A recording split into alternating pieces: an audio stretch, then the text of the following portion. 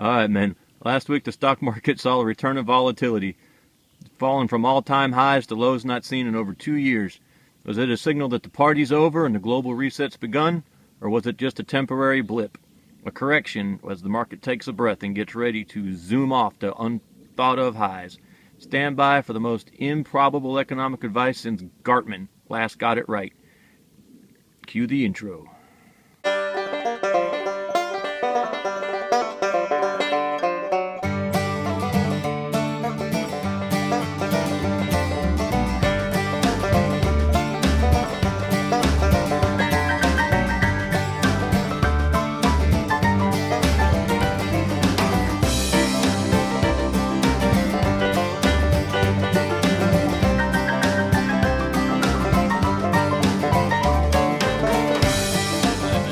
So the stock market, what's it going to do this week, right?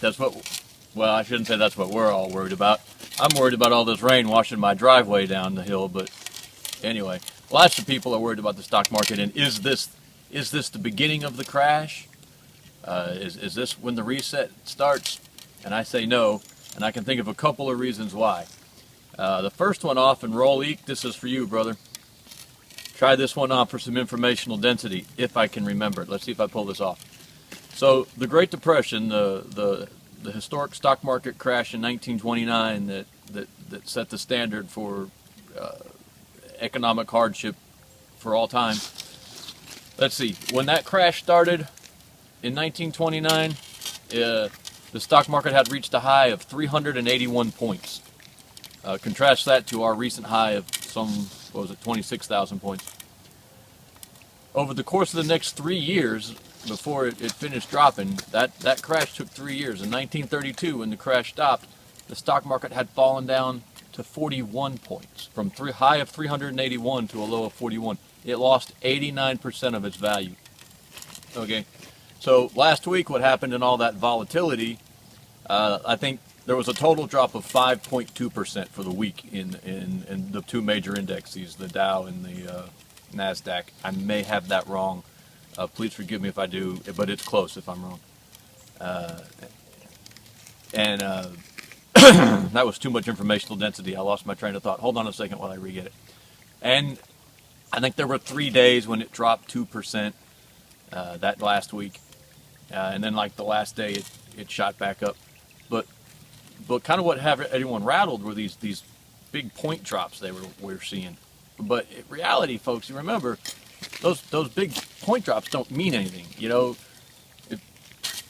a drop from 1929, a drop from 381 points down to 41 points represents 340 point drop. The 340 point drop last week was nothing, but that was 89%.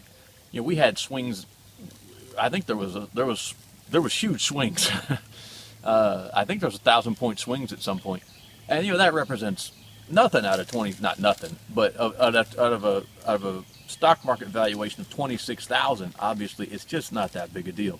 What we saw last week was just a return of some market volatility. There's corrections like every 11 months or every 16 months or something, and that's what we just saw was the return of normal market sort of business cycle.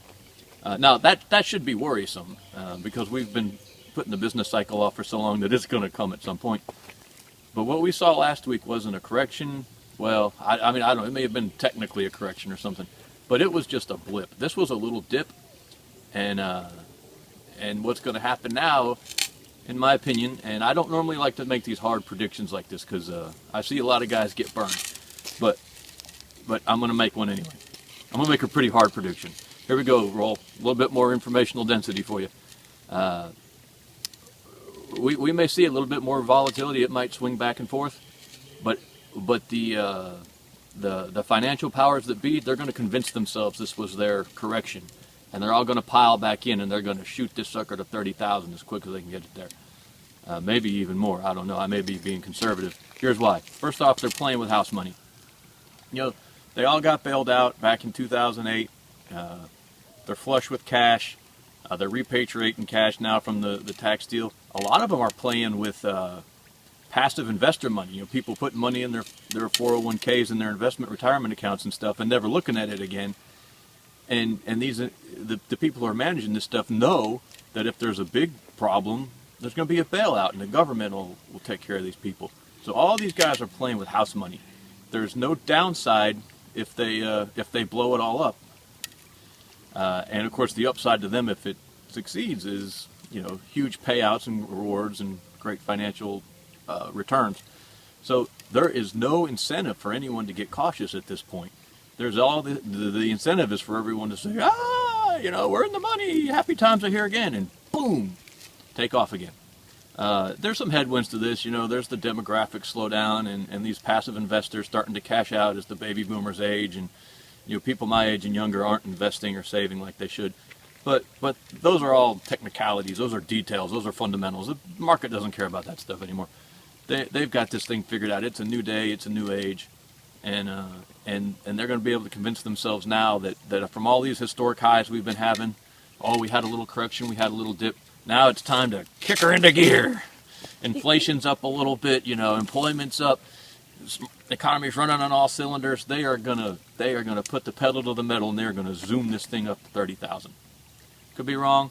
Look, you know, here I am worried about my driveway washing down the hill. So what do I know about the market? I've said it before. I'm just a Northeast Georgia redneck who lives at the bottom of how do I say it? Too much information. My brain can't take it all. What is it? Bottom of a hill at the end of a dirt road at the top of a valley somewhere in Northeast Georgia? So what do I know about making money? Obviously not a dime, but I'll tell you one thing. This ain't the top, folks. There is going to be irrational exuberance like you have never seen before this party finally comes to an end. These drunken sailors are going to just light this ship on fire before they sink it. But that's my take, men. Do with it as you will. Thank you.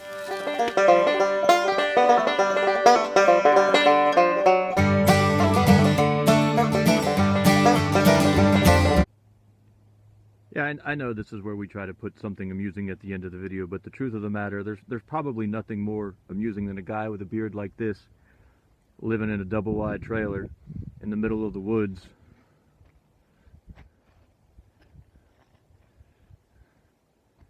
giving economic advice about the stock market. We'd actually have to put the video at the end to be the amusing part, and put the amusing part at the beginning to be the video. We're just going to skip it this time, men. I mean, come on, what are you going to do, right? I will show you this, though. You want to see my driveway washing off down the hill? I couldn't flip the screen, so that may not be showing right. There it goes. My driveway washing off down the hill like the treasure of an empire. One day there'll be a lot of people out digging ditches, and not because they chose to do it. That'll be kind of an amusing sight. See all those Wall Street bankers? It's not going to happen. Those boys are taken care of. They've got it set. They know what's going on.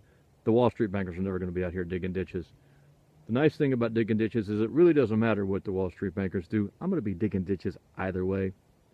So, you know, who cares? Who really is the smart one? I don't know. Probably not me, but... Oh, there we go. I got to get to work.